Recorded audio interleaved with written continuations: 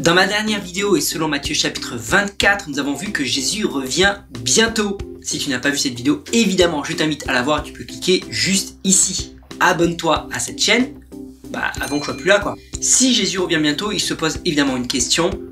Es-tu prêt? Ça, c'est la première question. Et peut-être que tu vas me poser toi aussi la question, mais comment être prêt? Comment être sûr d'être prêt pour quand Jésus reviendra? Ça tombe bien parce que Jésus en parle également.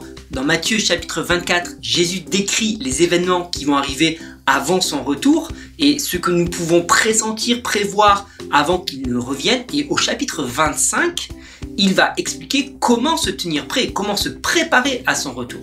Et pour cela, il propose 3 paraboles qui souvent ont été prises de manière séparée. J'ai entendu beaucoup de prédications sur une des paraboles, sur la deuxième ou sur la troisième parabole de manière séparée, alors que Jésus fait un enseignement global. Et je pense qu'il ne faudrait pas séparer ces 3 paraboles, mais qu'il faut bien les lire dans une continuité. Donc, si tu ne l'as jamais fait, je t'invite bien sûr à lire, relire et re-relire Matthieu chapitre 25 pour t'imprégner de ces 3 paraboles afin de bien comprendre ce que Jésus explique et ce qu'il enseigne finalement pour que nous soyons prêts le jour de sa venue. Une remarque intéressante, c'est que Matthieu chapitre 25 ne s'adresse pas à des personnes qui ne croient pas en Dieu, qui ne sont pas déjà des disciples de Jésus. Matthieu chapitre 25 ne s'adresse pas à des inconvertis, comme on le dit un peu dans le jargon des chrétiens, les convertis et les inconvertis. Et on voit très clairement quand tu lis les 3 paraboles de Matthieu chapitre 25 que Jésus s'adresse à ce qu'on appelle aujourd'hui des chrétiens. Je dis aujourd'hui parce qu'évidemment, au moment où Jésus raconte sa parabole, le mot chrétien n'existe pas encore, il arrivera plus tard dans l'histoire. Donc, je rappelle qu'avant de se préparer au retour de Jésus, il faut déjà l'avoir accepté comme son sauveur et comme son Seigneur. C'est ce qui nous garantit le salut. Pour être sauvé, il faut reconnaître Jésus comme ton sauveur, comme ton Seigneur, le reconnaître comme étant le Fils de Dieu, comme étant Dieu lui-même. Je ne vais pas faire un cours là-dessus aujourd'hui parce que c'est pas du tout le but de cette vidéo, mais c'est les prérequis pour pouvoir comprendre Matthieu chapitre 25 que d'abord il faut déjà avoir accepté Jésus comme ton sauveur et Seigneur. Ce qui me fait dire que Matthieu chapitre 25 est bien la continuité de Matthieu chapitre 24. Dans Matthieu chapitre 25, Jésus dit ceci: alors le royaume des cieux ressemblera, etc., etc. Ce alors montre bien que ça fait suite au chapitre 24. D'ailleurs, tu pourrais relire le chapitre 24 et le chapitre 25 enchaînés pour bien comprendre la logique de tout ça. J'ai donc dit que Matthieu chapitre 25, il y avait 3 paraboles qui sont très connues en principe. Si tu as déjà lu la Bible, si tu vas régulièrement à l'église, je pense que tu as forcément entendu parler de ces 3 paraboles. La première, c'est celle qu'on appelle la parabole des 10 vierges. La deuxième, c'est celle qu'on appelle la parabole des talents. Et la troisième, elle n'a pas vraiment de nom, je l'ai appelée la parabole des boucs et des brebis. Au travers de ces 3 paraboles, Jésus donne 3 grands axes sur comment nous préparer à son retour. Voyons de suite qu'est-ce que cela nous enseigne. Que disent ces paraboles? Allons-y, c'est parti! Let's go. Donc la première parabole commence à Matthieu chapitre 25 verset 1 jusqu'au verset 13 et comme je l'ai dit, elle se nomme la plupart du temps la parabole des 10 vierges.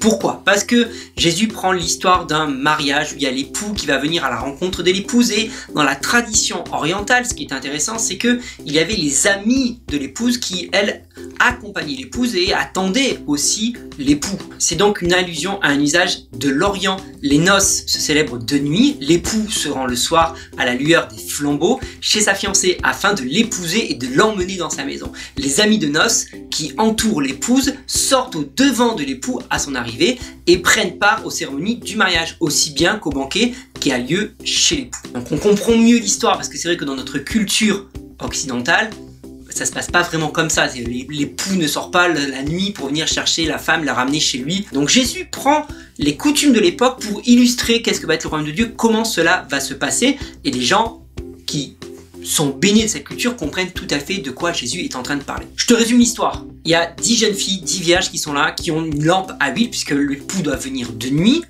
et elles attendent l'époux.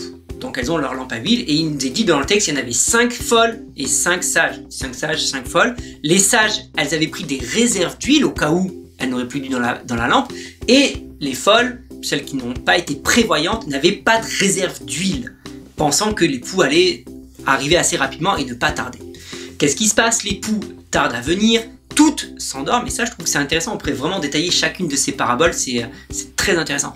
Toutes s'endorment, et à un moment donné, l'époux finit par arriver, une voix se fait entendre, et là, elles se réveillent toutes, Sauf que celles qui n'avaient pas d'huile, elles se retrouvent en galère. Et les 5 sages qui avaient pris des réserves d'huile ont pu rallumer leur lampe. Les folles demandent aux sages, donnez-nous de l'huile, et les sages disent, non, désolé, on ne peut pas vous en donner parce qu'on a juste assez pour nous. C'est pas du tout d'être égoïste, c'est juste que on a juste assez d'huile pour nous et pour aller à la rencontre de l'époux. On n'en aurait pas assez pour nous et pour vous si on vous en passait. Allez en acheter. Ce qui est assez marrant dans le texte, c'est qu'on voit les folles partir acheter. Et moi je me dis, attends, on est en plein milieu de la nuit, est-ce qu'il y a des marchands d'huile vraiment à ce moment-là qui sont là en train de vendre de l'huile? Les 5 sages, donc avec l'huile, rentrent chez l'époux. L'époux ferme la porte et voilà que les 5 folles reviennent un peu plus tard, frappent à la porte et là l'époux dit, je ne vous connais pas, je ne vous laisse pas entrer. Et Jésus conclut cette parabole au verset 13 en disant, veillez donc, car vous ne connaissez ni le jour ni l'heure. Sous-entendu, il faut être toujours prêt. Essayons de voir un peu plus en détail les codes, les différents codes que nous avons dans cette parabole. Nous avons donc 10 jeunes filles qui sont vierges, 10 jeunes filles qui attendent l'époux. Là, c'est clairement, on voit bien que c'est l'église, l'épouse c'est l'église, donc les 10 amis qui sont là représentent l'église. C'est ce que je disais en introduction, là Jésus ne parle même pas des personnes qui ne sont pas amies, ne parle même pas des personnes qui ne l'ont même pas encore reconnu comme sauveur et seigneur. On a donc 10 personnes, elles ont des lampes à huile, on le sait très bien que dans la Bible, l'huile représente le Saint-Esprit. Donc à la base, elles ont toutes des lampes et elles ont toutes de l'huile, c'est ça qui est intéressant. Et ce qui est vraiment intéressant, c'est qu'elles s'endorment toutes, même les sages finissent par s'endormir. Et on le voit très bien, on peut, si on regarde sur un plan historique, on peut dire effectivement l'église, avec un grand E, à un moment donné, il y a une période de l'histoire, elle a fini par s'endormir un petit peu, un peu beaucoup. On voit bien que l'église s'est endormie. La Bible nous raconte que dans l'histoire, là, il y a l'époux qui va revenir, qui s'apprête à revenir, et là, il y a une voix qui se fait entendre, un cri qui se fait entendre, et là, elles se réveillent toutes. C'est ça aussi qui est intéressant, c'est pas juste les sages ou juste les folles qui vont se réveiller, il n'y a pas un des deux groupes, toutes elles se réveillent. La différence, c'est celles qui avaient encore de l'huile et celles qui n'avaient plus d'huile. Et si on peut faire un parallèle avec la symbolique, c'est vraiment celles qui avaient encore l'esprit, qui ont gardé l'esprit, celles qui n'avaient plus l'esprit. On le voit bien aujourd'hui, malheureusement c'est triste, mais c'est juste une réalité. Il y a des églises qui sont mortes, où l'esprit n'agit plus, il n'y a plus l'esprit. Et il y a des églises qui ont encore l'esprit. Et Jésus, quand il va revenir, il vient chercher ceux qui ont gardé son esprit. Donc le premier enseignement que nous avons par rapport à cette parabole, comment se tenir prêt et comment être prêt à rencontrer l'époux, il faut garder l'Esprit de Dieu en nous. Il faut être renouvelé du Saint-Esprit en permanence.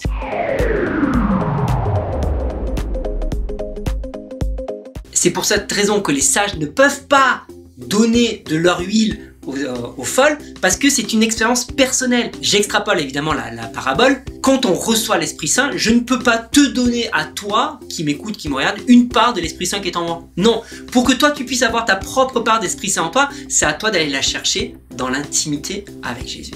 Il n'y a que ça. Donc cette première parabole nous parle clairement de on doit être en communion avec Jésus, on doit avoir cette intimité avec Jésus pour qu'il nous remplisse en permanence de son esprit. C'est uniquement en étant rempli de son esprit qu'on pourra être prêt à sa rencontre le jour J. Donc c'est la différence entre les sages et les folles.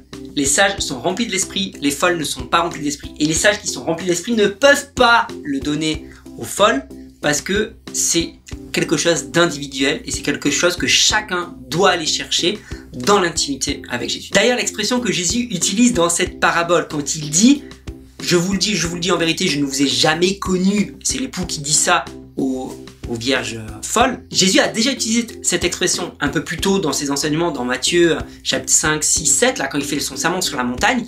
À un moment donné, des gens ils disent, à la fin des temps, des gens viendront et disent « Seigneur, Seigneur, nous avons prophétisé en ton nom, nous avons chassé des démons, nous avons fait des miracles. » Et Jésus leur répondra « Arrière de moi, car je ne vous ai jamais connu. » Et le verbe utilisé ici, c'est un mot grec qui est ginosko. Et ginosko, c'est vraiment le fait de connaître dans l'intimité, de connaître en profondeur. Donc on voit qu'au travers de ces deux passages qu'on peut mettre en parallèle, ce que Jésus attend de nous dans ce temps de préparation, dans ce temps d'attente, c'est que nous prenions du temps pour le connaître, que nous prenions du temps pour être remplis, être renouvelés de son esprit, et pour ça, il n'y a pas d'autre solution que de passer du temps avec lui. Passer du temps à lire la Bible, passer du temps à prier, passer du temps dans la louange, passer du temps dans sa présence. Et c'est uniquement dans ces temps-là qu'on peut être renouvelé de cette fameuse huile qui est nécessaire pour attendre l'époux. Première parabole. Parabole number 2. La deuxième parabole, c'est la parabole des talents. Il va de Matthieu 25, 14 à Matthieu 25, 30.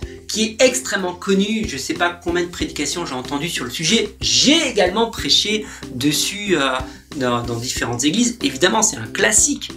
Que nous dit cette parabole? Il y a un maître qui avait 3 serviteurs à qui il va confier ses biens parce que lui part en voyage. Au premier, il va lui confier 5 talents, au deuxième 2 talents et au dernier 1 talent. Et concrètement, ces talents, c'est de l'argent et des grosses sommes d'argent. Le maître va partir et chacun doit prendre soin de ce que le maître lui a confié.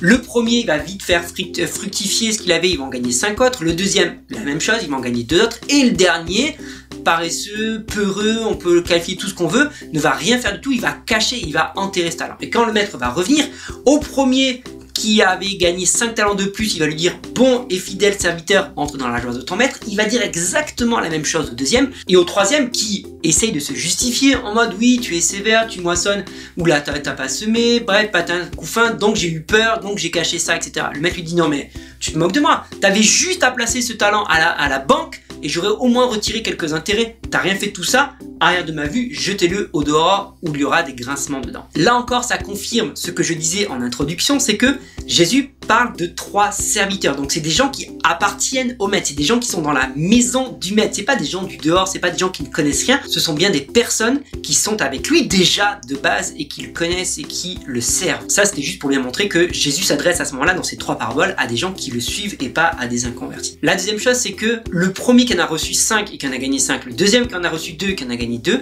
le maître leur dit exactement la même chose. Bon et fidèle serviteur, entre dans la joie de ton maître. Ce qui montre bien que ce n'est pas au final la productivité qui importe le plus à Dieu, c'est le fait d'avoir fait et d'être mis en action et d'avoir pris soin et développé ce qu'il nous avait confié. Peu importe au final le résultat. Ce n'est pas le résultat qui compte le plus, c'est le fait de l'avoir fait et de t'être mis en action par rapport à ça. On le voit très clairement puisque le troisième qui lui n'a absolument rien fait, même pas de le mettre à la banque qui était le minimum à faire, lui il va être jeté au dehors. On le voit bien que entre la première parabole et cette deuxième parabole, déjà, que parmi ceux qui lui appartiennent, ceux qui ont déjà plus ou moins un pied dans le paradis, ou qui pensent avoir déjà un pied dans le paradis, au final, la porte va se fermer sur leur nez, et ils vont être jetés au dehors. Jésus est en train de dire clairement, dit attention, oui, vous êtes sauvés par la foi, ou vous êtes sauvés non pas par les œuvres, mais attention, cette foi doit engendrer des œuvres, et cette foi doit se montrer de manière concrète. Je précise bien, ce n'est pas par les œuvres que vous êtes sauvés, mais par le moyen de la foi, ça c'est vrai, mais comme le dira Jacques, et Jacques va le très bien développer, il dira « Montre-moi ta foi sans les œuvres, et moi par mes œuvres, je te montrerai ma foi ». On ne fait pas des œuvres pour être sauvé, mais c'est parce que je suis sauvé que je fais des œuvres. Et Jésus le montre très clairement au travers de ces 3 paraboles, et on le verra encore de manière très explicite au travers de la 3e parabole. Qu'est-ce que nous enseigne cette parabole? Jésus dit clairement, je vous ai confié les clés de mon royaume, vous devez le faire prospérer et vous devez le faire fructifier. Celui qui est là et qui attend oisivement, passivement le retour de Jésus, la porte risque de se fermer sur lui. Et ça veut dire quoi? À la fois les dons et les talents. C'est vrai que le mot talent qui est utilisé dans le texte ici en français a un double sens. Et le talent, on pense souvent au talent artistique, tu sais chanter, tu sais danser, tu sais écrire, il faut mettre ça à profit. Mais là c'est clairement, dans le texte, c'est vraiment de l'argent qui est donné. On peut le développer de plusieurs manières. On peut dire clairement que oui, il y a les biens que Dieu t'a confiés. Et ça je le crois fermement, que Dieu nous a confié des choses et il faut réaliser, ça c'est un autre enseignement qu'on avait déjà fait sur cette chaîne-là, que nous sommes simplement des gestionnaires du royaume de Dieu. Et en tant que gestionnaires, nous devons prendre soin de ce que Dieu nous a confié. Et pas seulement en prendre soin, mais on voit d'après cette parabole qu'on doit le faire fructifier. Est-ce que tu fais fructifier ce que Dieu t'a confié au travers des différents biens que tu as autour de toi? C'est la première chose, mais on peut effectivement l'entendre au terme de talent, de capacité que tu as reçues.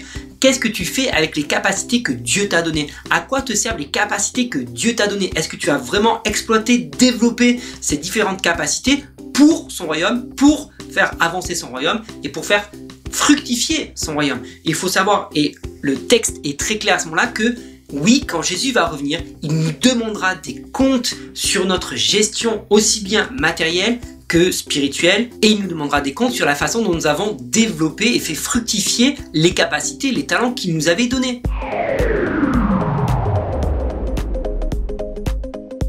Tu ne pourras pas y échapper, donc j'ai envie de dire, lève-toi et mets-toi au boulot. N'attends plus passivement. On arrive à la 3e parabole qui va du verset 31 au verset 46.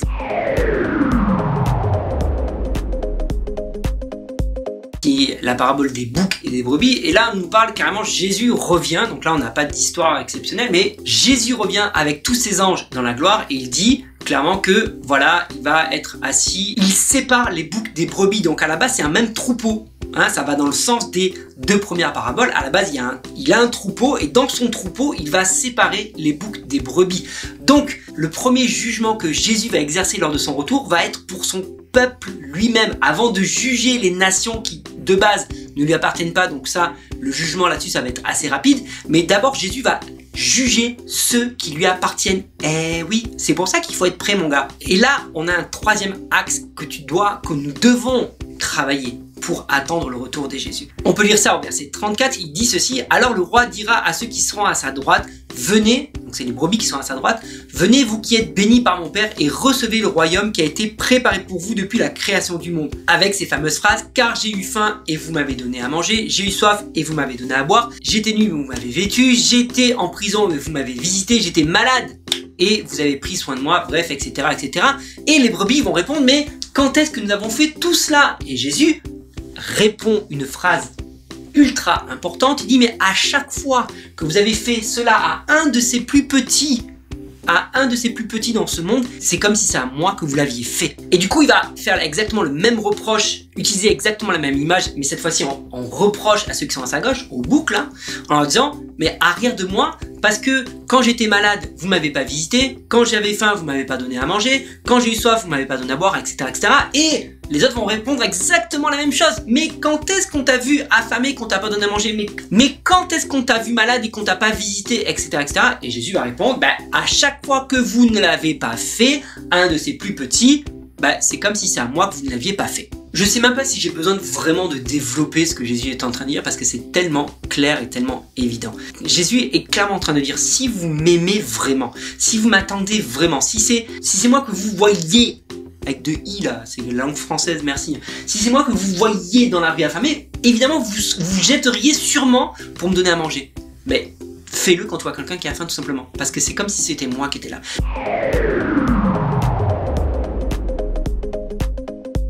Parce que moi j'aime ces gens-là.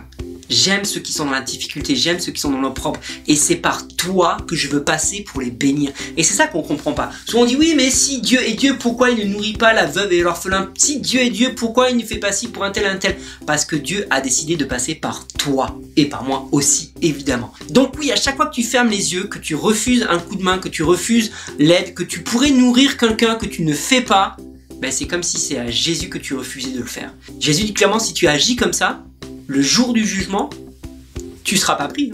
Tu seras pas pris. T'as pas passé l'examen. T'as échoué l'examen. Donc, si nous aimons vraiment Jésus, si nous sommes vraiment remplis de son amour, alors notre amour devrait se déverser pour ces gens qui sont dans le besoin également. Parce que Jésus aime ces gens-là. Jésus aime les gens qui sont dans le besoin.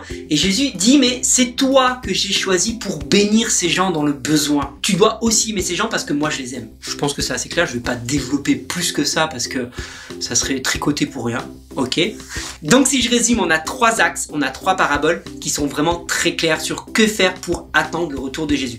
Première parabole qui nous dit, tu dois passer du temps avec moi pour être renouvelé de mon esprit. Prends du temps dans l'intimité. Je ne vous ai jamais connu. Ginosko, le verbe le fait de connaître avec intimité, avec profondeur. On a besoin d'être rempli, renouvelé de son esprit.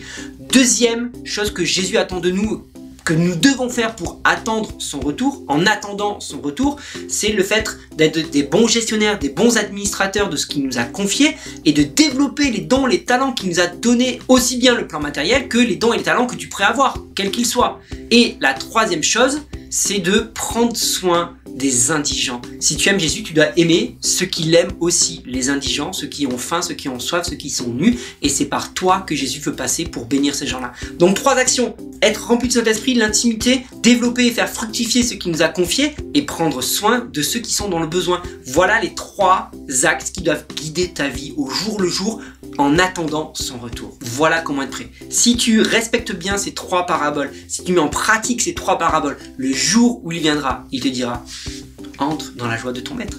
Bon et fidèle serviteur. C'est ça que tu veux entendre? relis Matthieu chapitre 25. J'ai envie de dire, relis tous les enseignements de Jésus, évidemment, parce qu'il donne tellement de clés sur le royaume, qu'est-ce que le royaume. Relis tout ça, prends le temps de relire tout ça, mais aime sa parole, lis sa parole, lis les enseignements, nourris-toi de ses enseignements. Si tu veux être prêt pour son retour, lis tout ça, imprègne-toi de sa parole pour pouvoir le vivre, le mettre en pratique, c'est ça le plus important. Jésus, il attend que nous mettions en pratique tout ça. Merci d'avoir regardé cette vidéo jusqu'au bout, encore une fois. Je compte sur toi pour mettre un petit pouce, de partager cette vidéo, oui, parce que le monde doit savoir comment se tenir prêt. Et c'est ton devoir aussi de partager la bonne nouvelle et de propager comment faire. Tu peux bien sûr t'abonner à cette chaîne si tu ne l'as jamais fait, tu as juste à cliquer sur ma tête en dessous là, avec ton doigt, avec ta souris, avec ce que tu veux, clique simplement.